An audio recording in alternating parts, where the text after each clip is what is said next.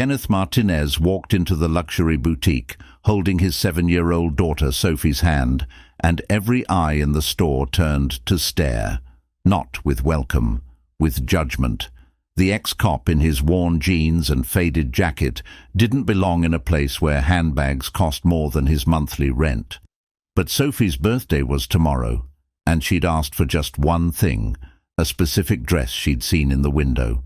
The dress with the sparkles that reminded her of stars. Kenneth would move heaven and earth to make his daughter smile. He just didn't expect the store manager to block his path with a sneer and say, "I think you're lost. This store isn't for people like you." What the manager didn't know was that the billionaire owner of this luxury empire owed Kenneth her life, and she was about to walk through that door. If you want to know how a janitor humiliated in a luxury store became the man who saved a billionaire from her own employee's murder plot, hit that subscribe button. This story proves that character isn't measured by what you wear. It's measured by what you do when no one's watching. Kenneth Martinez was 36 years old and hadn't worn a badge in 4 years, not since the night his wife Elena died giving birth to their daughter Sophie. Not since he'd held his newborn baby girl in one arm while saying goodbye to the woman he loved with all his heart. Not since his entire world had shattered and reformed around a tiny 7-pound miracle who needed him more than any job ever could. Elena had been a kindergarten teacher, 28 years old, full of life, planning Sophie's nursery with the kind of joy that made Kenneth believe in happily ever after. The pregnancy had been smooth, no complications, no warning signs, just routine checkups where doctors smiled and said everything looked perfect. Then came the delivery. Sophie was born healthy. 10 fingers, 10 toes, lungs that announced her arrival with impressive volume. Kenneth had cried holding her, had looked into those tiny eyes and felt his heart expand in ways he didn't know were possible. "You did it, babe," he'd whispered to Elena. "She's perfect. You're perfect." Elena had smiled, tired but radiant. "Our baby girl, our Sophie." Those were her last words. 30 minutes later, the hemorrhaging started. Postpartum hemorrhage, massive, uncontrollable. The doctors worked for 2 hours trying to save her. Kenneth stood outside the operating room holding newborn Sophie while nurses ran past with blood bags and crash carts. Elena died at 3:47 a.m. Kenneth became a widower and a single father in the same night. The police department had been understanding, gave him paternity leave, told him to take his time, assured him his job would be waiting. Kenneth's partner, Detective Mike Torres, had promised to cover his cases. "Family first, hermano, always family first." Kenneth tried to go back after 3 months, couldn't focus, couldn't sleep knowing Sophie was with babysitters instead of parents, couldn't chase suspects through dark alleys when his daughter needed him to chase away nightmares, couldn't risk leaving Sophie an orphan. So he quit, turned in his badge at 32, took a job as a night janitor at Thornton Tower, a luxury office building downtown, steady hours, 10 p.m. to 6 a.m. Sophie slept through his shifts. Kenneth's mother watched her at night. Kenneth picked her up every morning, made breakfast, took her to preschool, spent the day being dad, put her to bed, then went to work. It wasn't glamorous, it wasn't what he'd trained for, it wasn't the career he'd built, but it let him be present for Sophie, let him be the parent she deserved, let him keep the promise he'd made to Elena, that their daughter would never feel alone. 4 years later, Kenneth was 36. Sophie was 7. They lived in a small 2-bedroom apartment in a decent neighborhood. Not fancy, but safe. Kenneth had chosen it carefully. Good schools nearby, park within walking distance, neighbors who looked out for each other. The apartment was modest. Living room with a second-hand couch Kenneth had reupholstered himself. Kitchen with appliances that were older than Sophie but still worked. 2 small bedrooms, Sophie's painted pink at her request, filled with books and stuffed animals and drawings taped to every wall. Kenneth's room was sparse. Bed, dresser, photo of Eleanor on the nightstand, where he could see her face first thing every morning. Kenneth drove a 15-year-old sedan that burned oil and made concerning noises when he accelerated too fast. He'd learned to do basic repairs himself. Oil changes, brake pads, minor fixes, because mechanics were expensive and money was tight. The car was ugly and unreliable, but it ran. That was enough. His wardrobe came mostly from thrift stores, jeans that were worn but clean, t-shirts that had seen better days, one decent jacket for parent-teacher conferences, one pair of dress shoes he'd owned since his police days, polished carefully so they still looked presentable. Kenneth wasn't vain, didn't care what he wore. But sometimes he felt the judgment, the looks from other parents at Sophie's school who drove luxury SUVs and wore designer athleisure, the subtle condescension when they learned he was a janitor. He'd learned to ignore it. Sophie didn't care that her dad wasn't wealthy.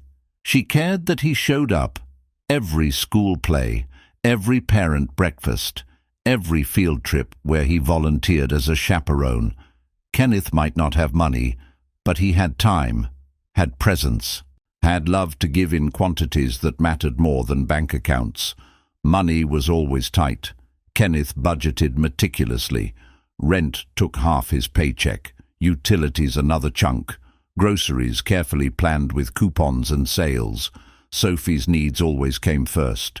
New shoes when she outgrew the old ones, school supplies, birthday parties for her friends, the occasional treat when she'd been especially good. Kenneth's needs came last.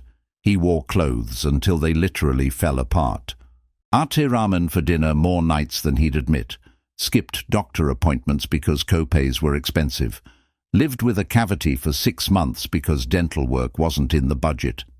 He didn't complain. This was the choice he'd made. Sophie over career, fatherhood over money, presence over prestige. And Sophie was thriving, happy, healthy, loved.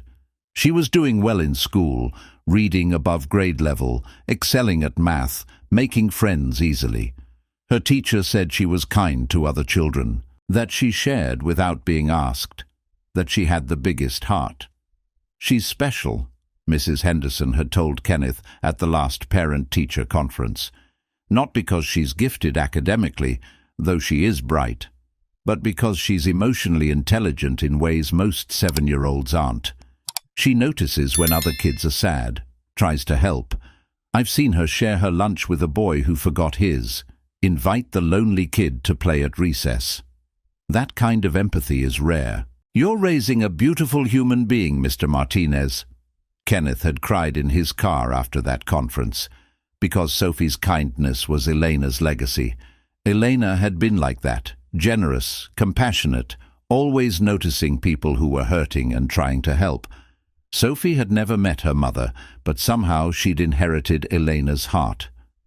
That was what mattered, not Kenneth's bank account or his job title or his worn-out clothes. Sophie was happy, healthy, loved. Growing into the kind of person the world needed more of. That was enough. That was everything. Sophie's 8th birthday was tomorrow. Kenneth had saved for months, asked her what she wanted, expected her to say toys or books or maybe a trip to the zoo. Instead, Sophie had taken his hand and walked him to the window of Elise Boutique, the luxury clothing store on 5th Avenue, where mannequins wore dresses that cost more than Kenneth made in a month. She'd pressed her nose against the glass and pointed at a navy blue dress with silver sequins scattered across the skirt like stars. "That one, Daddy. The star dress. It's so pretty." Kenneth's heart had sunk. The dress probably cost $1,000, maybe more, way beyond his budget. But Sophie looked at it with such wonder, such pure childhood joy. "Why that dress, Mija?" "Because Mommy liked stars. You said she used to look at stars with you before I was born. And this dress has stars on it, So if I wear it, maybe I'll feel close to Mommy even though I never met her." Kenneth had cried right there on the sidewalk. How could he say no to that? How could he deny his daughter this connection to the mother she'd never known? So he'd picked up extra shifts, worked double time, skipped meals, saved every penny, and somehow, miraculously, scraped together $800. Not enough for the dress at full price, but maybe enough if it was on sale. Maybe enough if he explained to the store that it was for his daughter's birthday. That's how Kenneth found himself walking into Elise Boutique on a Saturday afternoon, holding Sophie's hand, wearing his nicest clothes, which were still worn jeans, scuffed boots, and a jacket that had seen better days. The store was magnificent. Marble floors, crystal chandeliers, soft classical music, mannequins in designer gowns, salespeople in expensive suits. The kind of place where even the air felt exclusive. Kenneth approached the counter. A young salesperson, maybe 25, blonde, immaculate makeup, looked him up and down with barely concealed disdain. "Can I help you?" Her tone suggested she doubted it. "Hi, my daughter's birthday is tomorrow. There's a dress in the window, navy blue with silver sequins, and I'd like to buy it for her." The salesperson glanced at Sophie, then back at Kenneth. "That dress is $1,200. Kenneth swallowed. More than he'd saved. "Is it on sale?" "No, and we don't do payment plans." "I have $800 cash. Could we—" "Sir." The salesperson's smile was condescending. "This isn't a bargain store. If you can't afford our prices, perhaps you should shop somewhere more appropriate for your budget." Kenneth felt heat rise in his face, felt the familiar anger from his cop days, the anger at injustice, at people abusing power, at cruelty disguised as professionalism. But he kept his voice calm. "It's for my daughter's birthday. It's special to her. Please, is there anything you can do?" "Brian!"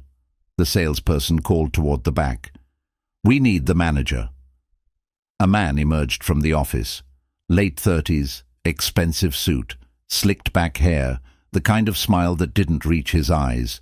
Brian Castellano, according to his name tag. "Store manager." Brian looked Kenneth up and down with open contempt. "Problem?" "This gentleman wants to buy the navy sequined dress. He only has $800. Brian's laugh was cruel. "The $1,200 dress? Sir, I think you're lost. This store caters to a certain clientele. People who can actually afford luxury, not people who—" He gestured at Kenneth's outfit. "Well, you understand." Sophie tugged Kenneth's hand. "Daddy, what's wrong?" Kenneth knelt down. "Nothing, Mika, let's go." But Brian wasn't done. "Wait, let me guess. You're probably thinking you can cause a scene, and we'll give you a discount to make you leave quietly. That's not how this works. You want that dress? Come back when you can afford it. Or better yet, don't come back at all. You're making our real customers uncomfortable." Kenneth looked around. 3 other shoppers were watching, all in expensive clothes, all with the same judgmental expressions, like he was a stain on their perfect world. The cop in Kenneth wanted to argue, wanted to defend himself, wanted to point out that he'd been a decorated detective who'd saved lives while Brian was selling overpriced clothes to people with more money than sense. But the father in Kenneth won. Sophie was on the verge of tears. This was supposed to be special. He wasn't going to let her see him lose his temper. "You're right," Kenneth said quietly. "We'll leave. Sorry to bother you." He stood up, took Sophie's hand, and turned toward the door. That's when the back office door opened, and a woman's voice cut through the boutique like a knife. "Brian, what the hell is going on out here?" Kenneth froze. He knew that voice. Hadn't heard it in 4 years, but he'd recognize it anywhere. Piper Elise walked into the main boutique, and the temperature in the room dropped 10 degrees. She was 42 years old, stunning, dressed in a tailored black suit that screamed executive power. Dark brown hair pulled back in a severe bun. Sharp green eyes that missed nothing, the kind of presence that made people stand straighter without realizing it. Piper Elise, owner of the Elise fashion empire, 50 boutiques across the country, billion-dollar company, Forbes list, Business Insider cover, one of the most successful self-made businesswomen in America. And 4 years ago, Kenneth Martinez had saved her life. Piper's eyes swept the boutique, landed on Kenneth, and went wide with recognition. "Kenneth." Brian stepped forward. "Ms. Elise, I'm handling this. This man was trying to—" "Shut up, Brian." Piper didn't even look at him. She was staring at Kenneth like she'd seen a ghost. "Kenneth Martinez. Oh my God, it's really you." Kenneth managed a weak smile. "Hi, Piper." Piper crossed the boutique in 5 strides and pulled Kenneth into a hug that clearly surprised everyone watching. When she pulled back, her eyes were wet. 4 years. I tried to find you. I called the police department and they said you'd resigned. Left no forwarding information. I wanted to thank you, to repay you, and you just disappeared. I had Sophie to raise. Didn't need thanks." 4 years ago, Kenneth had been working private security at Thornton Tower, one of his last jobs before he transitioned to janitorial work. It was supposed to be an easy gig. Patrol the parking garage, check doors, make sure nobody broke into expensive cars. That night had been cold. November. Kenneth had been making his rounds when he heard screaming. Female voice. Terrified. Coming from the executive level of the parking garage, every instinct from his police days kicked in. Kenneth ran toward the sound. Found a woman backing away from a man with a gun. The woman was Piper Elise. Kenneth recognized her from business magazines. The man was Marcus Elise, her ex-husband, violating a restraining order. "You took everything from me," Marcus was screaming. "My money, my company, my reputation. Now I'm taking your life." Kenneth didn't think, didn't call for backup, didn't wait. Just ran forward and put himself between Piper and the gun. "Sir, put the weapon down." Marcus had turned the gun on Kenneth. "Get out of here. This doesn't concern you." "Can't do that. Lady's in danger. I'm a cop." Kenneth wasn't. Not anymore. But the training never left. "You're a security guard in a cheap uniform. Move or I'll shoot you too." Kenneth hadn't moved, had kept talking, kept Marcus focused on him instead of Piper. Had been trying to de-escalate when Marcus's finger tightened on the trigger. The shot was deafening in the concrete garage. Kenneth felt fire explode in his left shoulder, went down hard, but he'd bought Piper time to run, to call 911, to get to safety. Police arrived 3 minutes later, found Kenneth bleeding on the garage floor, Marcus fleeing, Piper trying to stop Kenneth's bleeding with her scarf. Kenneth spent 3 weeks in the hospital. The bullet had torn through muscle and nicked bone. He'd lost partial function in his left arm for 6 months, had to do extensive physical therapy. The pain had been excruciating, but Piper was alive. That was what mattered. She'd visited him every day in the hospital, brought flowers, tried to give him money for his medical bills, offered him a job running security for her company, offered to pay for Sophie's education, offered everything. Kenneth had refused it all. "I was just doing my job." "You took a bullet for a stranger. Let me help you. Please." "I don't need help. I need to focus on my daughter. But thank you." After he got out of the hospital, Kenneth had changed his number, left the security company, started working as a janitor where nobody would find him, and tried to make him a hero. He didn't want publicity, didn't want rewards, just wanted to be Dad.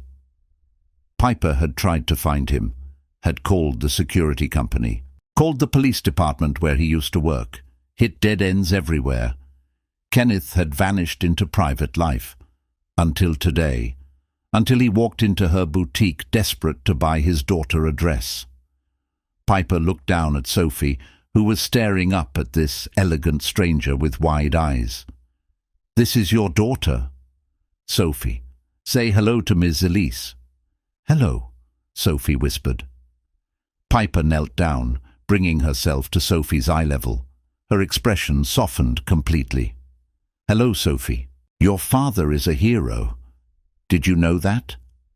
Sophie shook her head, looking uncertain. "Well, he is. He saved my life 4 years ago when a very bad person wanted to hurt me. Your daddy is the bravest man I've ever met. He got hurt protecting me, and I've been looking for him ever since to say thank you.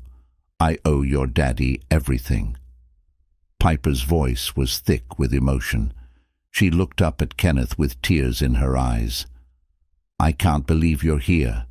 After all this time, I'd given up finding you." She stood up and turned to Brian with a look that could freeze fire. The warmth from moments ago vanished, replaced by cold fury. "Explain now. Why was Kenneth leaving?" Brian's confident smirk faltered. He wanted to buy a dress but couldn't afford it. I was simply explaining our pricing policy." "What dress?" "The navy sequined piece, $1,200. He only has $800. Piper's expression went cold. "And you told him to leave?" Well, yes. This is a luxury boutique. We have standards." "Standards." Piper's voice was ice. "Let me tell you about standards, Brian. 4 years ago I was being stalked by my ex-husband. He'd violated the restraining order 12 times. Police couldn't stop him. He cornered me in a parking garage at midnight, had a gun, was about to kill me because I'd divorced him and taken half his precious money in the settlement." She pointed at Kenneth. "This man was working security that night, ex-cop doing patrol in that garage. He heard me scream, ran toward danger instead of away from it, put himself between me and a man with a gun, took a bullet in the shoulder, saving my life, spent 3 weeks in the hospital, lost function in his left arm for 6 months. Kenneth touched his left shoulder unconsciously.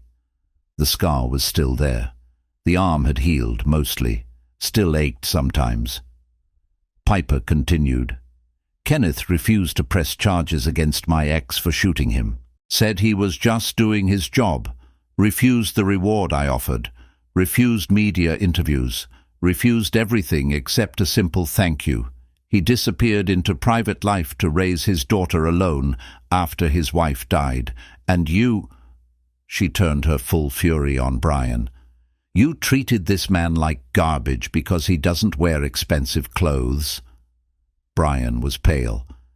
Miss Elise, I didn't know. You didn't know because you didn't ask. You saw someone who didn't fit your image of wealth and decided they weren't worthy of basic human decency. That's not standards. That's cruelty. Piper turned to Kenneth. What dress does Sophie want? Kenneth hesitated. Piper, you don't have to. What dress, Kenneth? Sophie tugged her father's hand. The one with stars, Daddy. Piper smiled. The navy sequined dress. Excellent choice. She turned to the blonde salesperson. Get it.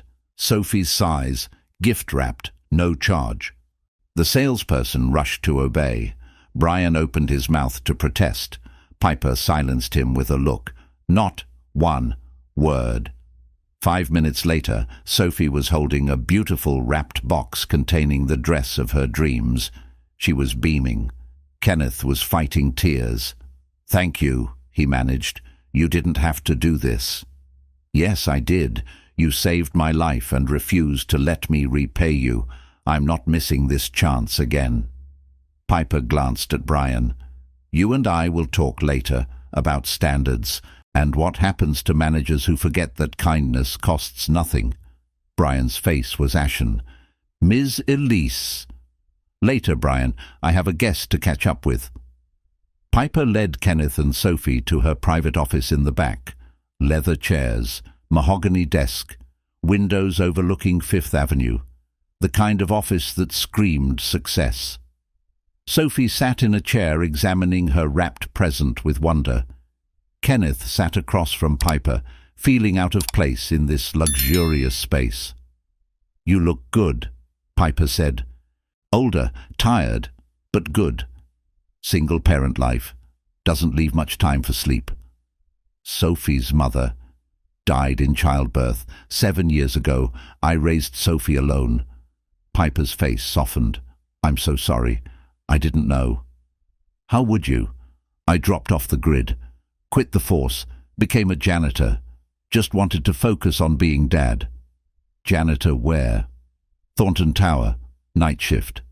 Piper nodded slowly. "How much do they pay you?" Kenneth shifted uncomfortably. "Enough. We get by." "That's not what I asked." $16 an hour, 30 hours a week. It's fine. I have benefits, flexible schedule. I can be there for Sophie." Piper did the math in her head. Kenneth could see her calculating. $480 a week, maybe $2,000 a month. Barely enough for rent and food. Definitely not enough for $1,000 dresses and unexpected expenses. "You saved for months for that dress, didn't you?" Kenneth didn't answer. Didn't need to. Piper leaned back in her chair. "I need a head of security for my company, someone I trust, someone with actual cop experience and investigative skills, someone who knows how to protect people instead of just looking intimidating in a suit. Job pays $90,000 a year. Full benefits, daylight hours. You'd work from the corporate office. Could bring Sophie sometimes if needed. Want it?" Kenneth's jaw dropped. "Piper, I've been looking for someone for 2 years. Can't find anyone I trust. Everyone wants the job for the paycheck and the title. Nobody actually cares about keeping people safe. You care. You proved that when you took a bullet for a stranger. So I'm offering.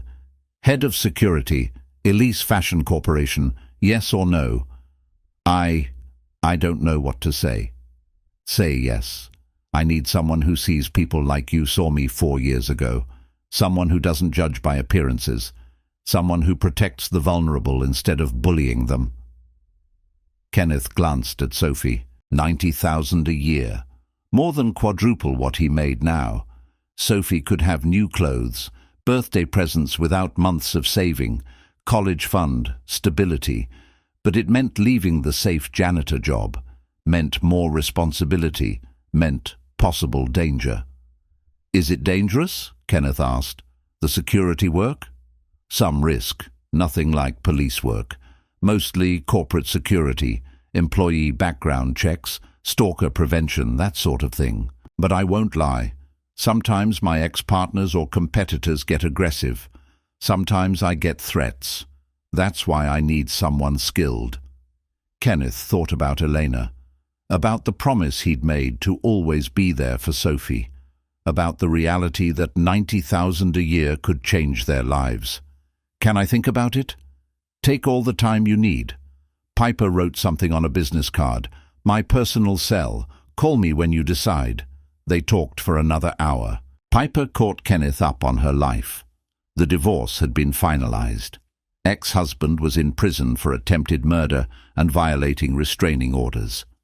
Piper had thrown herself into her business, built her company into an empire, opened boutiques, expanded into online retail, became a billionaire through sheer determination and brilliant strategy. "But I'm lonely," Piper admitted. "Success is great, money is nice, but at the end of the day, I go home to an empty penthouse and eat dinner alone. I threw away relationships for career. Now I'm 42, alone, wondering if I made the right choices." Kenneth understood that. "I threw away career for relationship, with Sophie. Some days I wonder too. Wonder if Elena would want me cleaning floors. Wonder if I gave up too much. But then Sophie smiles and I know I chose right. Money doesn't hug you goodnight." "No, it doesn't." Piper smiled. "Take the job, Kenneth. Not because you need money, but because I need someone like you. Someone who remembers what actually matters." Kenneth left the boutique that day with Sophie's dress, a job offer, and a lot to think about.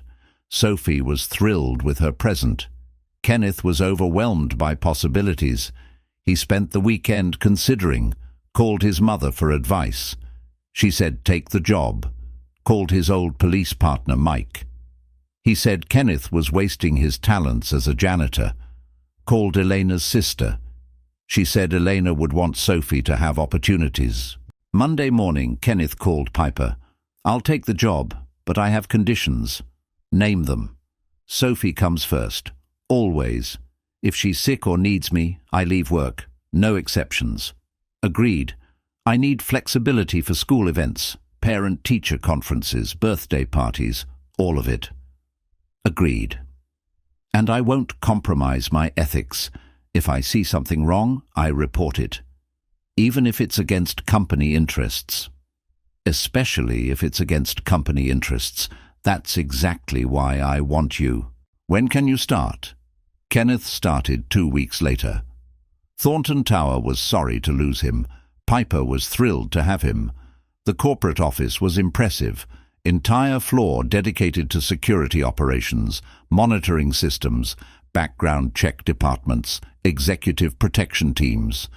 Kenneth's job was to oversee all of it, evaluate threats, investigate concerns, keep Piper and her executives safe. It was challenging. Used his detective skills again. Made him feel purposeful beyond just providing for Sophie. Sophie loved it.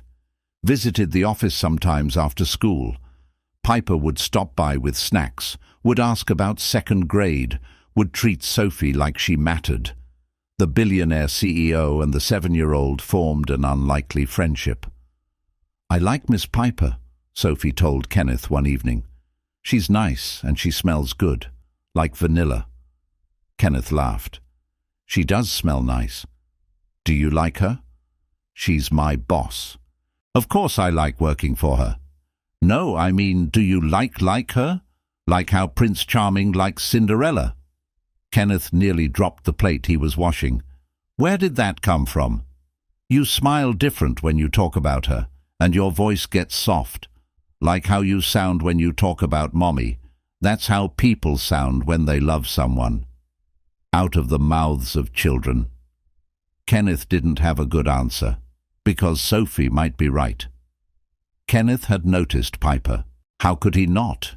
She was brilliant, driven, successful. But more than that, she was kind. She treated service workers with respect, remembered people's names, asked about their families, donated millions to charity, used her success to help others. And she was lonely. Kenneth saw it in her eyes sometimes. The same loneliness he felt eating dinner alone after Sophie went to bed. The same wondering if this was all life had to offer. But she was his boss. His billionaire boss. Getting involved would be complicated, inappropriate, potentially disastrous. Kenneth pushed those thoughts aside, focused on work. And that's when he started noticing things about Brian Castellano, the store manager who'd humiliated him. Brian still worked at the Fifth Avenue boutique, still managed the store, but Piper had demoted him from regional manager to single store manager, cut his bonuses, made it clear his behavior was unacceptable. Brian resented it. Kenneth could see it in the way Brian looked at Piper during corporate meetings. Cold, calculating, hostile. Kenneth started paying attention, reviewing Brian's employee file, running background checks, following his digital footprint. What he found was concerning. Brian Castellano had worked for Elise Fashion for 8 years, started as a sales associate, worked his way up to assistant manager, then regional manager overseeing 5 boutiques. Piper had promoted him based on sales performance and employee reviews that praised his charisma and customer service skills. But something had changed 2 years ago. Brian's performance reviews started slipping. Complaints from employees about his temper. Customer complaints about aggressive sales tactics. Nothing fireable, but troubling. Then came Kenneth's humiliation at the boutique. Piper had demoted Brian from regional manager to single store manager at the Fifth Avenue location, cut his bonuses, made it clear that treating customers with contempt was unacceptable regardless of their appearance or ability to pay. Brian had seemed contrite, apologized, promised to do better. Piper had given him a second chance, but Kenneth saw something else. The way Brian looked at Piper during corporate meetings, cold, calculating, resentful, like he was mentally adding her to a list of people who'd wronged him. Kenneth started digging into Brian's finances. What he found was alarming. Brian had serious debt. $75,000 across 3 maxed-out credit cards. Another $30,000 in personal loans from questionable sources, the kind of lenders who charged 20% interest and sent enforcers when payments were late. Bank statements showed regular payments to online gambling sites, sports betting, online poker, high-stakes fantasy football leagues. Brian was drowning financially, making $55,000 a year as a single-store manager, paying $2,000 a month just in minimum payments on his debt, living paycheck to paycheck despite working for a luxury brand. But his lifestyle didn't match his income. Brian drove a BMW, wore Rolex watches, vacationed in the Maldives, ate at 5-star restaurants, posted Instagram photos of bottle service at exclusive clubs. Kenneth tracked Brian's bank deposits, found irregular cash deposits every month, $3,000 here, $5,000 there, never the same amount, never with clear sources, just cash appearing in Brian's account from nowhere. Someone was paying Brian. The question was why. Kenneth dug deeper, requested inventory reports from the Fifth Avenue boutique for the past 2 years, found irregularities that made his detective instincts scream. Expensive items were being marked as damaged or lost at suspicious rates. A $15,000 evening gown damaged by red wine, an $8,000 handbag lost in shipping, a $20,000 fur coat destroyed by moths, all within 1 month. All at the Fifth Avenue location, all approved by Brian as manager. Kenneth cross-referenced the dates. Every time an expensive item was marked damaged or lost, Brian made a cash deposit within a week. The amounts roughly matched the wholesale cost of the missing merchandise. Brian was stealing, marking items as damaged, then selling them on the black market or through consignment stores, pocketing the cash. He'd stolen an estimated $120,000 worth of merchandise over the past year alone. Kenneth compiled the evidence, spreadsheets tracking inventory losses, bank statements showing suspicious deposits, security footage from the boutique showing Brian removing items from the stockroom after hours, email correspondence where Brian had approved his own damage reports without requiring second signatures. Kenneth brought it all to Piper in her corporate office, laid out the evidence across her desk. Brian's been stealing from you, systematically, for at least a year, probably longer. Piper looked at the evidence. Her face was calm, but her eyes were furious. How much? Hard to say exactly. At least $120,000 from the Fifth Avenue location alone. If he's doing this at other stores, could be $500,000 or more. How sure are you? 90%. The pattern is clear, but I need more to make it criminal prosecution solid. Right now, a good lawyer could argue the losses were legitimate. I need to catch him in the act. Surveillance, sting operation, something that proves he's knowingly stealing. Piper nodded slowly. Do it, whatever you need. If he's stealing from my company, I want proof that will stand up in court. Then I want him arrested and prosecuted to the full extent of the law. There's something else, Kenneth said carefully. The way Brian looks at you in meetings, it's concerning. He resents the demotion, resents the pay cut, resents you. I think the theft isn't just about money. It's about revenge. Revenge for what? For facing consequences for his behavior. Some people can't handle being held accountable. They take it personally, build narratives where they're the victim and everyone else is the enemy. Brian strikes me as that type." Piper considered this. "You think he's dangerous?" "I think he's resentful, in debt, and stealing from a woman who humiliated him, in his mind, by demoting him in front of his peers. That combination concerns me. I want to investigate further. Make sure this is just theft and not something worse." "Do it. And Kenneth, be careful. If you're right about Brian being resentful, confronting him could be dangerous." "I'm always careful. Learned that lesson raising Sophie. Can't afford to take unnecessary risks anymore." Kenneth spent 2 weeks investigating, set up hidden cameras in the stockroom, monitored Brian's movements, tracked his outside activities. The first break came from email surveillance. Kenneth had gotten Piper's permission to monitor company emails. Brian's corporate account was clean, but Kenneth noticed Brian was using his personal email for work communication sometimes, against company policy. Kenneth obtained a warrant through his old police contacts. What he found in Brian's personal email was explosive. Messages to and from Marcus Elise, Piper's ex-husband, currently serving 25 years for attempted murder and violating restraining orders. The emails were coded, but clear enough.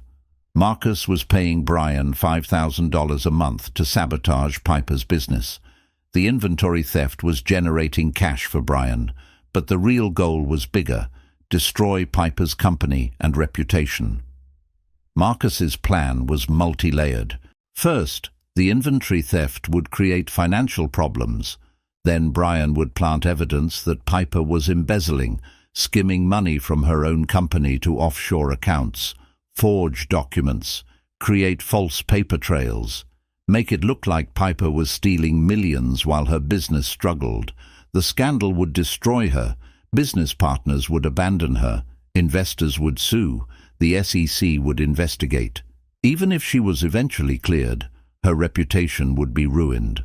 The fashion empire she'd built would collapse. Marcus's revenge for Piper, divorcing him and sending him to prison, destroy everything she'd worked for, leave her penniless and disgraced. Kenneth brought this evidence to Piper, showed her the emails, the plan, the betrayal. Piper was shaken but not surprised. "Marcus always said he'd make me pay. I thought prison would stop him. I was naive. He's using Brian as his weapon, paying him enough to make the risk worthwhile. Brian's desperate for money, resentful about the demotion, perfect target for manipulation. What do? We call the police, get Brian arrested for theft and conspiracy, get Marcus charged with additional crimes from prison, end this." But there was more. Kenneth kept digging, found something in Brian's internet history that made his blood run cold.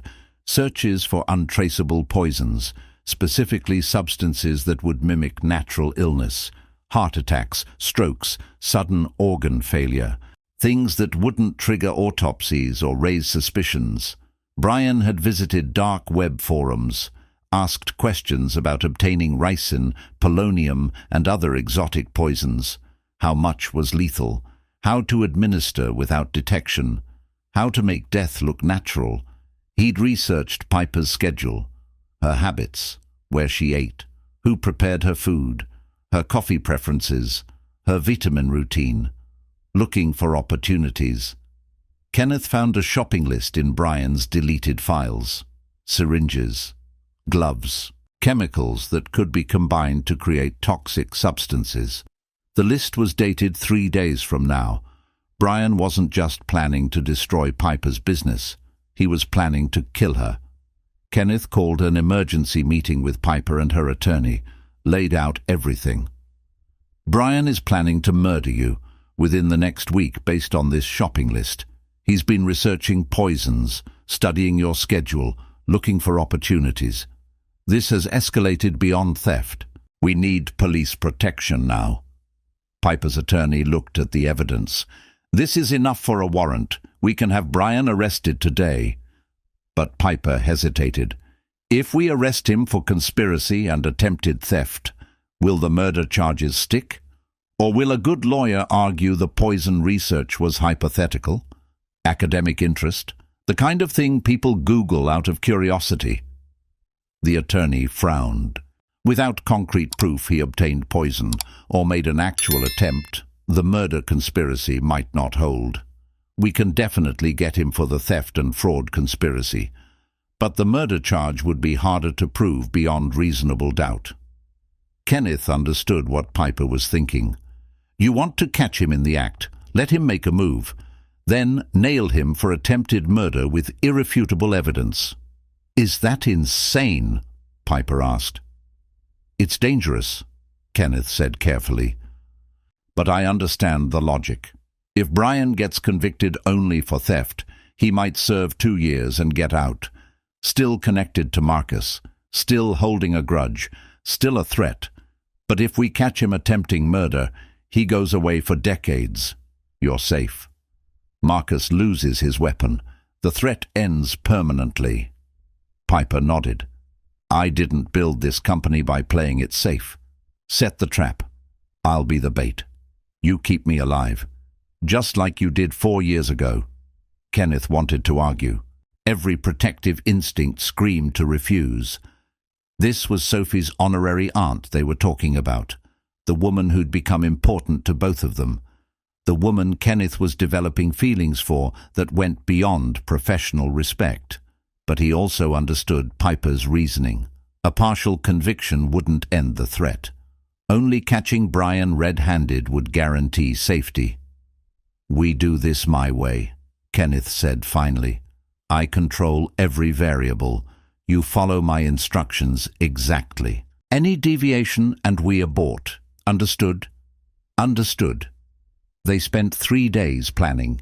Kenneth positioned undercover officers in the boutique disguised as customers, set up additional surveillance cameras, monitored Brian's every move, controlled Piper's food and drink to prevent actual poisoning attempts.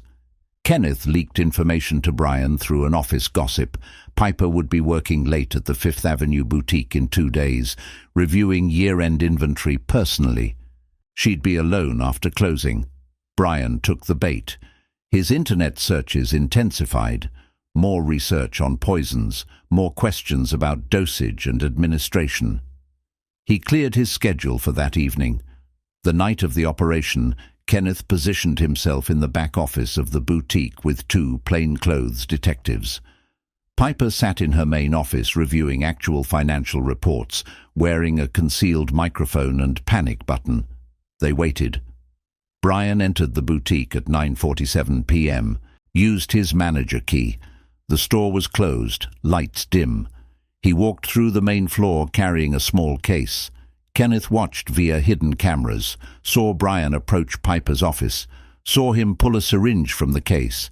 Later analysis would show it contained a massive dose of insulin, enough to induce fatal hypoglycemic shock that would mimic natural causes in someone Piper's age and stress level. Brian entered the office. Ms. Elise, I didn't know you'd be here this late. Piper looked up calmly. Brian, I could say the same. I just came to check on something. Inventory issue. He moved closer. The syringe was hidden in his sleeve. That's interesting, because according to my head of security, you've been stealing inventory for a year, working with my ex-husband Marcus, planning to frame me for embezzlement and researching how to poison me. Brian froze. His face went from surprised to calculating to desperate in seconds. I don't know what you're talking about. No? Piper stood up. Kenneth, officers, come out. Kenneth emerged from the back room with the 2 detectives. All had weapons drawn. Brian's hand moved toward the syringe. Kenneth was faster, crossed the distance in 2 steps, grabbed Brian's wrist, twisted until he dropped the needle, had him face down on the floor in handcuffs in under 5 seconds, all his police training coming back like muscle memory. Brian Castellano, one detective said, you're under arrest for attempted murder, conspiracy, theft, embezzlement, and fraud. They read him his rights. Brian screamed that it was a setup, that Piper was framing him, that Marcus would destroy her, that she couldn't prove anything, but Kenneth had everything on camera. Brian entering after hours with a syringe, the concealed weapon, Piper's calm accusation that Brian didn't deny, his reaching for the needle, all recorded in 4K video from multiple angles with clear audio. The syringe was bagged as evidence. Later testing would show the massive insulin dose, lethal, designed to kill. Brian had walked into the trap perfectly. Kenneth brought everything to Piper immediately, showed her the emails, the surveillance footage, the proof of Brian's betrayal and murderous intent. Piper was shaken but not surprised. Marcus always said he'd make me pay. I thought prison would stop him. I was wrong. We need to call the police. Get Brian arrested. Protect you. Will the evidence hold up in court? Kenneth reviewed what he had. Some of it was obtained through surveillance that might not be admissible. The poison research was concerning but not proof of crime. The inventory theft was provable. The conspiracy with Marcus was borderline. It's complicated. We can get him for theft, maybe conspiracy, but the murder plot might not stick. He hasn't actually attempted it yet. Could claim it was research for a novel or just curiosity. Piper nodded slowly. So we need him to make a move, to try something. Then we catch him red-handed. That's dangerous. You'd be putting yourself at risk. I didn't build this company by playing it safe. Piper's eyes were hard. Set the trap. I'll be the bait. You keep me alive, just like 4 years ago. Kenneth wanted to argue, wanted to refuse. But he saw the determination in Piper's face. She wasn't going to hide, wasn't going to let Marcus win from prison, wasn't going to let Brian destroy everything she'd built. So they set the trap. Kenneth told Brian that Piper would be working late at the Fifth Avenue boutique in 3 days, reviewing year-end inventory personally, would be alone in the store after closing. Perfect opportunity for Brian to make his move. Brian took the bait. Kenneth watched via hidden cameras as Brian entered the boutique after hours, saw him approach Piper's office where she was reviewing reports, saw him pull a syringe from his pocket. Later analysis would show it contained a lethal dose of insulin designed to induce hypoglycemic shock that would look like natural causes. Brian entered the office. "Miss Elise, I didn't know you'd be here this late." Piper looked up. "Brian, I could say the same. I just came to check on something. Inventory issue." He moved closer. The syringe was hidden in his sleeve. "That's interesting, because according to my head of security, you've been stealing inventory for a year, working with my ex-husband, planning to frame me for embezzlement." Brian froze. "I don't know what you're talking about." "No." Piper stood up. "Kenneth, come out." Kenneth emerged from the back room where he'd been waiting. 2 police officers followed him. Brian's face went white. He reached for the syringe. Kenneth was faster.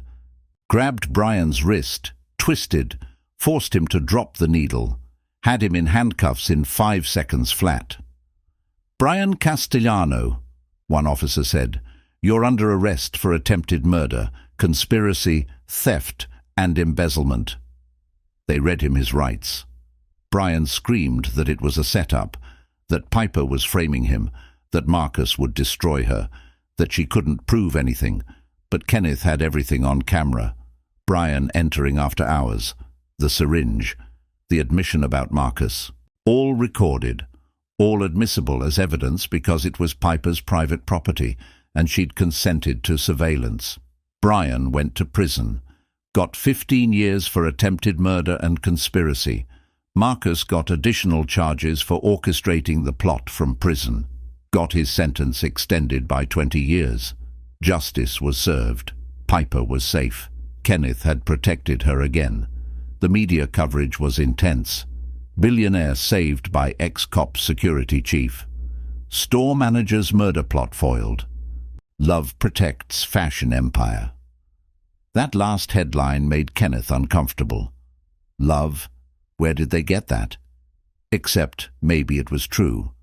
After the trial, after the media died down, Piper invited Kenneth to dinner at her penthouse, just the two of them.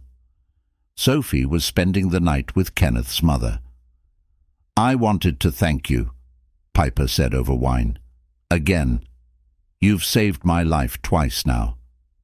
Just doing my job." "Is that all it is? Just a job?" Kenneth set down his glass. "What are you asking?" "Sophie asked me something last week when she visited the office. She asked if I wanted to marry her daddy because that would make me her bonus mommy." Kenneth closed his eyes. "I'm sorry. She's 7. She says things." "I told her I'd love that," Piper interrupted, "if her daddy wanted the same thing." Kenneth looked up. Piper was watching him with vulnerable eyes. The billionaire CEO looked terrified, like she'd just risked everything on a confession. "Kenneth, I'm 42 years old. I've built an empire, made billions, accomplished everything I set out to do professionally. Started with nothing. My parents died when I was 25, left me a failing manufacturing company and mountains of debt. I transformed that into a fashion empire, fought my way to the Forbes list, proved everyone who doubted me wrong. But you know what? It's lonely at the top. Incredibly, devastatingly lonely." She took a breath, composing her thoughts. "I go home to a 10,000 square foot penthouse every night, eat takeout at a table designed for 12, sleep in a king-sized bed alone, wake up to silence, call my assistant if I need someone to talk to because I don't have friends, just business acquaintances who want something from me. My social circle consists of people who value my money, not me. My relationships have all been transactional, men who wanted access to my wealth or my connections, women who wanted to network or show off their billionaire friend. Nobody who actually cares about me as a person." Kenneth listened, seeing past the wealth and power to the loneliness underneath. "Then you walked into my boutique 6 months ago," Piper continued. "Worn jeans, scuffed boots, counting out $800 in cash for your daughter's birthday dress. And Brian humiliated you, made you feel small, worthless, unworthy. I saw your face, the shame, the hurt. And then I saw you kneel down and comfort Sophie. Tell her it was okay, that you'd find another way. You put her feelings above your own pride. That's when I remembered who you were. The man who took a bullet for me 4 years ago. The man I'd been searching for ever since." She wiped her eyes. "These past 6 months working with you, laughing with you, talking with you, watching you be an amazing father, I've realized something. I don't want to be alone anymore. I want what you have. Not money, not power. Connection, family, someone who sees me. You see me, Kenneth. Not the billionaire, not the CEO, just Piper. The woman who's terrified of ending up old and alone, surrounded by money that can't hug her back. The woman who wants someone to share breakfast with, who wants to hear about someone's day and actually care, who wants to matter to someone beyond what she can provide financially." Piper gripped his hands tighter. "I want you, and Sophie, and a family. I want what you and Elena had, what you're building with your daughter. I want to be part of it. I want Sophie to call me Piper Mommy and teach me how to braid hair and ask me to help with homework. I want to wake up next to you and know that you chose me, not for money or status, but because you actually love me. If you'll have me, if I'm not too late, if you can make room in your heart for someone new without forgetting Elena, if I'm enough." Kenneth's heart was pounding. His throat was tight with emotion. "Piper, you're asking if you're enough. You're a billionaire CEO who kneels down to talk to 7-year-olds at their eye level, who gave my daughter her dream dress and refused to let me pay, who hired me because you valued character over credentials, who risks your life to catch murderers instead of hiding behind lawyers, who makes Sophie laugh, who remembers my coffee order, Who asks about my day and actually listens? You're not just enough. You're everything I didn't know I needed. He took a shaky breath. I'm a widower, a single dad, an ex-cop working security. You're a billionaire CEO who owns 50 boutiques. This is complicated, yes. Unconventional, absolutely. Impossible, no. Piper reached across the table and took both his hands. I don't care about conventional. Conventional is boring. Conventional is dying alone in a penthouse surrounded by expensive furniture. I care about you. About how you make me laugh. How you challenge me. How you call me out when I'm wrong instead of telling me what I want to hear. How you see me as a person, not a bank account. How you're gentle with Sophie, but fierce protecting people you love. How you kept your promise to Elena by being the most devoted father I've ever seen. How you took a bullet for a stranger and refused reward. That's what I want. Not someone who's impressed by money. Someone who's impressed by character. You're that person. Kenneth thought about Elena, about the promise he'd made to love her forever, about guilt, about the fear that moving on meant betraying her memory. But he also thought about what Elena would actually want. She'd been the most generous person he'd ever known, would give her last dollar to someone in need, would volunteer at shelters, would see the good in everyone.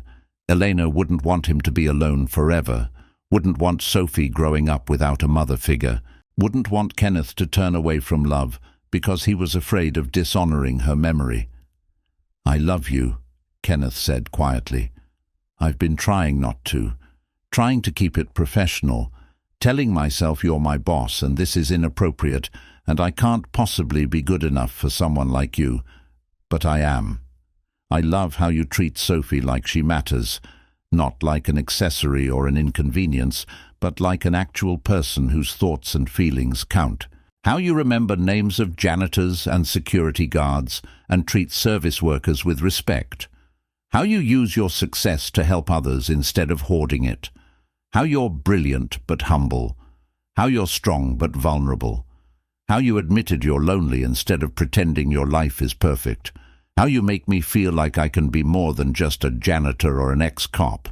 How you make me want to be the man Elena thought I was. The man Sophie deserves as a father. The man worthy of you. Piper was crying now, happy tears streaming down her face. Is that a yes? She managed. That's a yes to all of it. To dating you. To building a life together. To letting Sophie have the mother figure she's been wishing for. To risking my heart again even though I'm terrified. To choosing love over fear. Yes. They dated for a year, slowly, carefully, building a relationship while navigating the complications of Kenneth being Piper's employee. The first few months were tricky. They tried to keep the relationship private, professional at work, personal only outside the office. But hiding feelings was harder than either expected.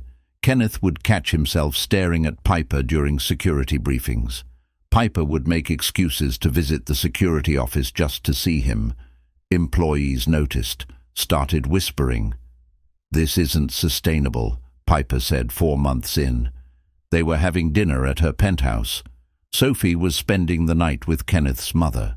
People are talking, wondering if you're getting preferential treatment because we're dating. If I'm compromising company security by being involved with my head of security, I won't have people questioning your competence or my judgment. We need to change the structure. What do you want to do? I want you as my partner, not my employee. I'll hire a professional security firm to handle day-to-day operations. You can consult independently, eliminate the power dynamic, make our relationship equal, make this work without ethical compromises. It was the right decision professionally. Kenneth transitioned to an independent security consultant, contracted with Elise Fashion, but also took other clients. No longer directly employed by Piper. No more boss-employee complications. But it was hard for Kenneth. He'd enjoyed the steady paycheck, the benefits, the security of formal employment. Going freelance meant uncertainty. variable income, no safety net. Piper saw his struggle. I know this isn't what you wanted, but I need you to understand. You're more important to me than having you on payroll. I'd rather have you as my partner than my employee. I can figure out security operations, but I can't figure out life without you. I'm not going anywhere, Kenneth promised. Just adjusting. Again. Seems like I'm always adjusting my career for other priorities. Do you resent that? Kenneth considered honestly. No. I chose Sophie over police work. Now I'm choosing us over easy employment. Every choice has costs. I'm okay with the costs as long as what I'm building is worth it. Is it? Worth it? You're asking if you're worth giving up a steady job. Piper, you're worth everything. Sophie loved having Piper in their lives. Started calling her Piper Mommy to distinguish from Angel Mommy Eleanor. Would climb into Piper's lap during movie nights. Asked Piper to braid her hair. Wanted Piper at school events. Accepted her as part of the family with the ease of children who just want to be loved. Kenneth proposed on the 4th anniversary of the day he'd saved Piper's life in the parking garage. Got down on one knee in that same garage, now renovated and safe, where their story had started. Piper Elise, 4 years ago I took a bullet for you in this garage. Best decision of my life, not because it led to a job or money, but because it led to you, to us, to a family I didn't think I'd have again.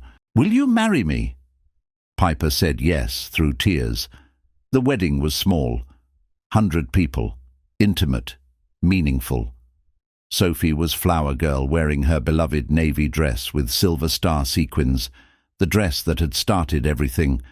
They got married at a garden venue. Simple, beautiful, personal. Kenneth's police buddies served as groomsmen. Piper's college friends were bridesmaids. Sophie stood between them at the altar holding the rings. The officiant smiled.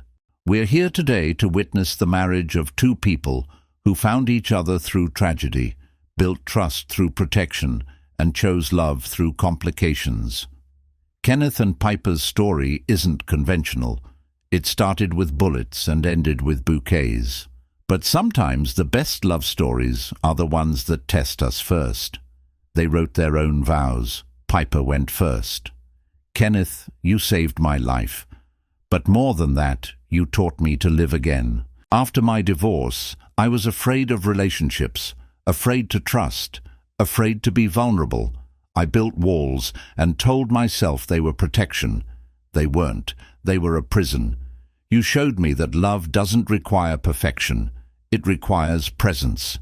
You've been present for Sophie every single day of her life. Present for me through investigations and threats and Brian's murder plot. Present in ways that matter more than money or status. You've given me a family. A daughter who calls me Piper Mommy and teaches me about unconditional love. A partner who sees me, really sees me, not the billionaire or the CEO, but the woman who's lonely and scared and wants to matter beyond her bank account. I love you, not for taking that bullet, but for being the kind of man who would, for choosing courage over safety, for choosing family over career, for choosing love over fear. I promise to always be present, to show up, to be the partner you deserve and the bonus mother Sophie deserves. Kenneth's turn. His voice shook. Piper, when Elena died, I thought I'd never love anyone again. Thought my capacity for love had died with her. But love doesn't work that way. It grows. It expands. It makes room for new people without erasing old ones.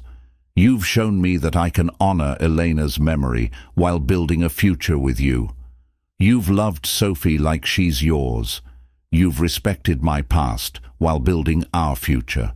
You've challenged me to be more than a janitor or a bodyguard.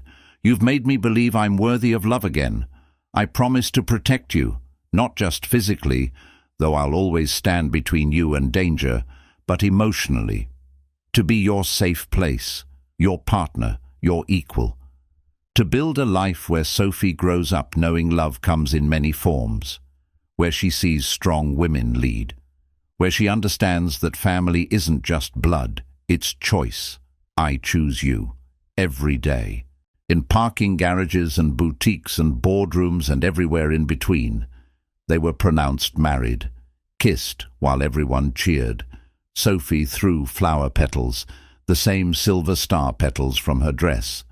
Photographers captured the moment. Kenneth lifting Piper, kissing her, Sophie cheering between them, 100 people celebrating. 5 years later, they sat in their home's backyard watching Sophie, now 12, practice soccer. Piper coached from the sidelines with the same intensity she brought to boardrooms. Kenneth grilled burgers, their 3-year-old twin boys, James and Lucas, helping by supervising from their playpen. Piper had balanced work and family, hired a COO to run day-to-day operations, focused on strategy and spending time with her family, discovered that life was richer when measured in moments, not money. "I never thought I'd have this," Piper said, watching Sophie score a goal. A husband, children, a family that actually feels like family. After Marcus, I thought relationships meant danger. After the divorce, I thought I'd spend my life alone. Then you walked into my boutique looking for a dress for your daughter, and everything changed. Kenneth pulled her close. "Actually, I walked in and got humiliated by your manager. You changed things by remembering the man who'd saved your life, instead of judging the janitor in worn clothes. Best decision I ever made." Sophie ran over. "Did you see my goal?" "I saw it. That fake-out was brilliant." Piper high-fived her. "Can we get ice cream?" "Absolutely. Tell your team we're going for ice cream after practice." Sophie ran off. The twins babbled for attention. Kenneth picked up Lucas while Piper grabbed James. "Thank you," Kenneth said softly. "For what?" "For seeing me, for loving Sophie, for building this family, for showing me that love doesn't end when loss happens, it just changes forms. For proving that sometimes the person you judge in a boutique is actually the person you'll spend your life with." Piper smiled. "You saved my life twice. I just gave you a dress and a job. You gave me purpose. You gave Sophie a mother. You gave me permission to love again. That's more than dresses and jobs." They sat together watching their family, Sophie celebrating with teammates, the twins babbling happily, the life they'd built from bullets in parking garages and humiliation in boutiques. Kenneth had walked into that luxury store expecting judgment.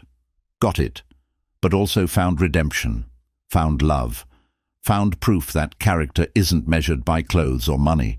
It's measured by how you treat people when they can't do anything for you. Brian had judged Kenneth by appearance. Piper had seen beyond it. That choice made all the difference. Sometimes the person everyone dismisses is actually the hero. Sometimes the janitor in worn jeans is the man who'll save your life. Sometimes love starts in the most unlikely places, luxury boutiques and parking garages, and moments when you choose kindness over cruelty. Kenneth and Piper had found that love, had built a life on it, had proved that happy endings aren't about money or status. They're about seeing people, really seeing them, and choosing love, even when it's complicated, especially when it's complicated.